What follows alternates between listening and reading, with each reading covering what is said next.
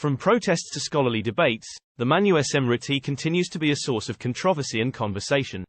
Discover why in this video.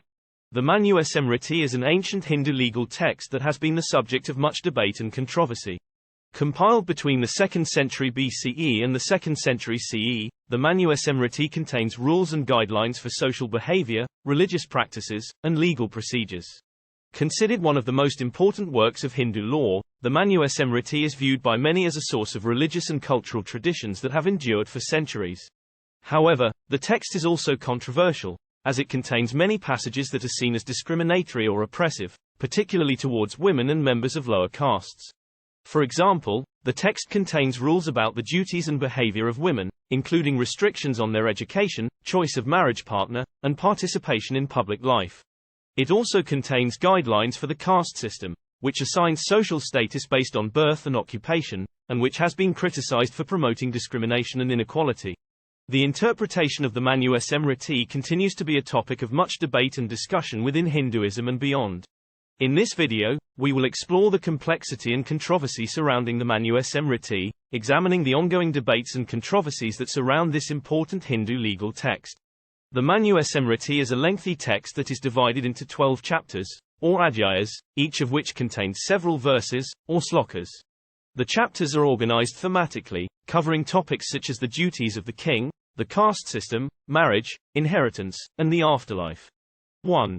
Creation and the duties of the four castes. This chapter describes the creation of the universe and the four varnas, or castes, which are said to have emerged from different parts of the body of the primordial man, or Purusha.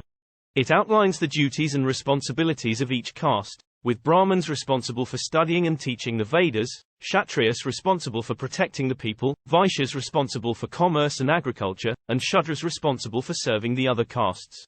Chapter 1 of the Manusmriti is one of the most controversial chapters due to its treatment of the caste system. Some of the problematic texts from this chapter include: Verse 31, For the firstborn of a Brahmin, let him make a rule that he shall pass his life in the study of the Vedas, that he shall carry on the traditional occupation of his family, and that he shall become a householder when he has acquired sufficient knowledge. This verse suggests that Brahmins, who are at the top of the caste system, are entitled to study the Vedas and inherit their family's occupation. This reinforces the notion that caste is based on birth rather than merit or ability. Verse 87, Let the king, after rising early in the morning, worship Brahmins who are learned in the Vedas and who have received sacraments, for a king who has not performed his daily worship is as impure as a Shudra. This verse suggests that even kings, who are traditionally members of the Kshatriya caste, are inferior to Brahmins who have studied the Vedas and performed sacraments. This reinforces the idea of Brahmins as the highest caste. Verse 91, Brahmins sprang from the mouth of the primeval being, Kshatriyas from his arms, Vaishyas from his thighs, and Shudras from his feet. This verse suggests that people from different castes have different levels of spiritual purity and social status based on their birth and occupation. This has been criticized for promoting discrimination and inequality. 2. Rules for students and householders. This chapter outlines the stages of life, or ashramas, and the duties and responsibilities of students and householders.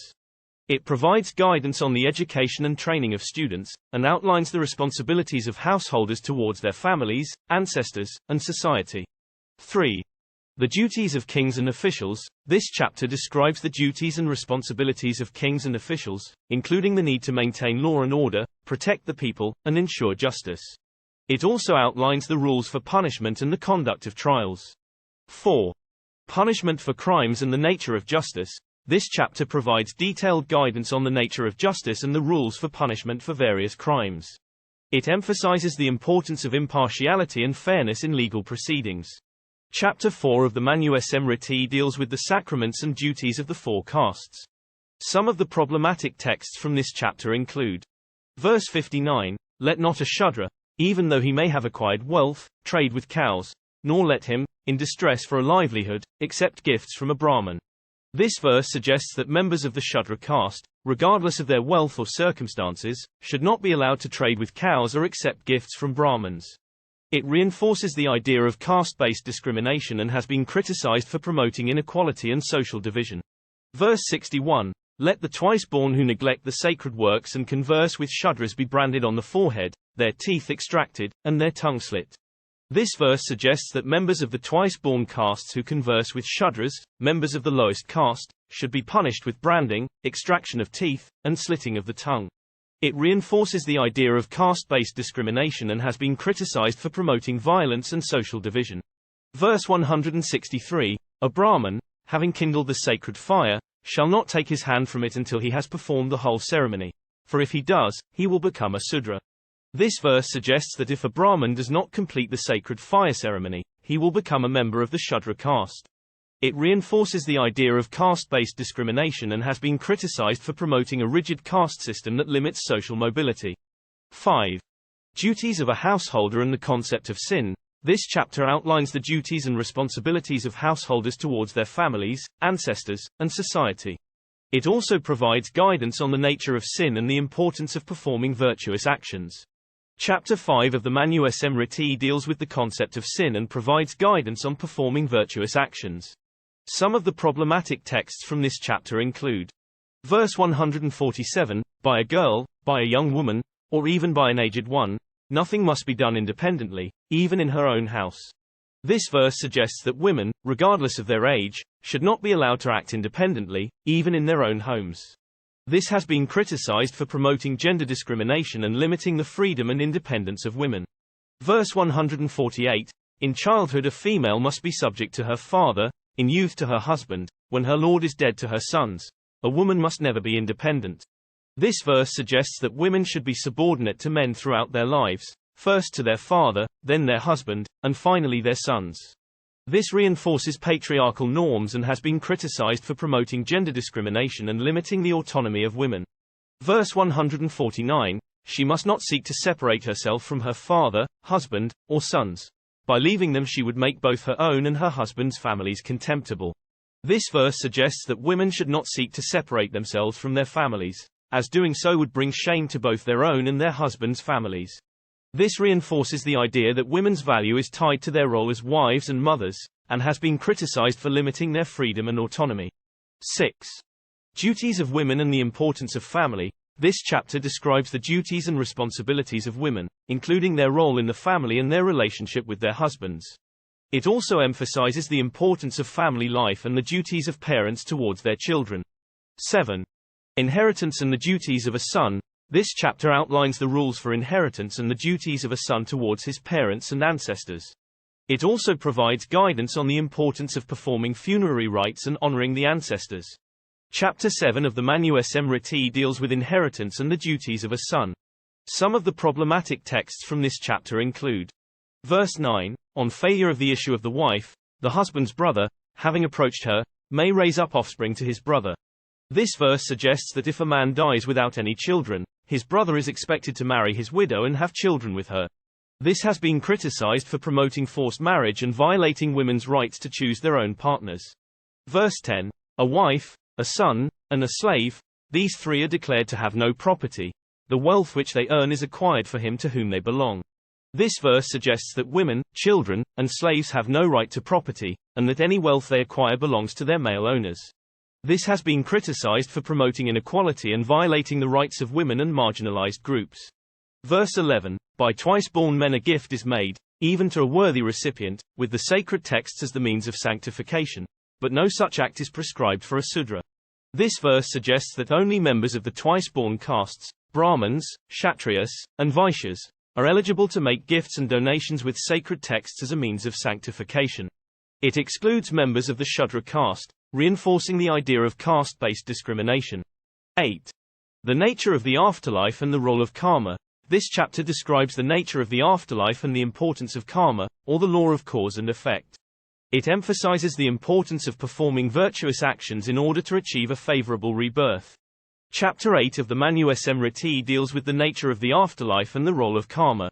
Some of the problematic texts from this chapter include verse 271, even if a man has committed the most abominable actions, he is to be considered good if he is a Brahmin. But if a man has performed the most meritorious deeds, he is to be considered bad if he belongs to the Shudra caste. This verse suggests that a person's caste is more important than their actions or character. It reinforces the idea of caste-based discrimination and has been criticized for promoting inequality. Verse 279, the kingdom of heaven is reserved for the Brahmins. the Kshatriyas enjoy the earth, but the Vaishyas and the Shudras are to serve them. This verse suggests that only Brahmins and Kshatriyas are entitled to enjoy the rewards of the afterlife, while Vaishyas and Shudras are expected to serve them. It reinforces the idea of caste-based discrimination and has been criticized for promoting inequality. Verse 380, let him avoid atheism, cavilling at the Vedas, contempt of the gods, hatred, want of modesty, pride, anger, and harshness.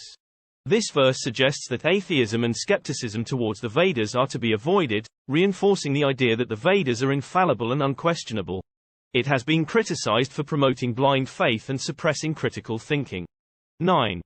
The duties of a king in times of war. This chapter outlines the duties and responsibilities of a king in times of war, including the need to defend the kingdom and protect the people. 10. The nature of government and the relationship between rulers and subjects. This chapter provides guidance on the nature of government and the relationship between rulers and subjects. It emphasizes the importance of good governance and the need for rulers to be just and compassionate. 11. The duties of a householder in old age and the importance of renunciation. This chapter provides guidance on the duties and responsibilities of a householder in old age, including the need to prepare for death and to renounce worldly attachments. Chapter 11 of the Manusmriti deals with the duties of a householder in old age and the importance of renunciation. Some of the problematic texts from this chapter include: verse 173, let a man emaciate his body by his own exertion, for the purification of his soul. Let him constantly wander about, controlling his organs of sense. Let him lead a life of chastity. This verse suggests that self-mortification, physical deprivation, and chastity are necessary for the purification of the soul. It has been criticized for promoting asceticism and suppressing bodily needs and desires. Verse 175, in proportion as a man who has not performed the vow of brahmacharya, studenthood, acquires learning from a guru, in that proportion he sinks with his gurus into hell. This verse suggests that if a man does not follow the vow of brahmacharya, studenthood, he and his teachers will suffer in hell. It reinforces the idea of strict adherence to traditional Hindu practices and has been criticized for promoting fear-based control. Verse 180, let him not eat anything, unintentionally, dropped by a Sudra or a woman, or anything fallen from the mouth of a Sudra or a woman, or any food which has been touched by a Sudra or a woman. This verse suggests that food touched or prepared by members of the Shudra caste or women is impure and should not be consumed. It reinforces the idea of caste-based discrimination and has been criticized for promoting inequality and social division. 12. The nature of liberation and the importance of meditation and self-realization. This final chapter describes the nature of liberation and the importance of meditation and self-realization in achieving it. It emphasizes the need to transcend the limitations of the material world and to achieve union with the divine. Chapter 12 of the Manusmriti deals with the nature of liberation and the importance of meditation and self-realization. Some of the problematic texts from this chapter include: verse 95, let him always worship Brahmins who know the Veda and follow the Dharma, and who have been purified by their austerities, for he who honors them obtains thereby fruit in this world and in the next. This verse suggests that only Brahmins who follow the Veda and Dharma, and who have undergone austerities, are worthy of worship and respect. It reinforces the idea of caste-based discrimination and has been criticized for promoting inequality and social division. Verse 98, let him always wear a thread made of cotton, hemp, or wool, but it must never be worn dirty, or having been defiled by a corpse, or by childbirth, or by a woman in her courses, or by any impure substance. This verse suggests that wearing a sacred thread made of specific materials is necessary for spiritual purity, and that the thread must not be defiled by contact with impure substances or women. It has been criticized for promoting gender discrimination and reinforcing traditional notions of purity and pollution. Verse 103, the three daily duties of a Brahmin are studying the Veda, performing sacrifices, and giving gifts, and if he neglects these, he falls. This verse suggests that only Brahmins are entitled to study the Veda, perform sacrifices, and give gifts, and that neglecting these duties is a sin. It reinforces the idea of caste-based discrimination and has been criticized for promoting inequality and limiting access to spiritual practices. In conclusion, the Manusmriti is a complex and controversial text that has been debated and interpreted in many different ways. While it contains valuable insights and teachings on morality, spirituality, and social organization, it also reinforces problematic attitudes towards caste, gender, and social status.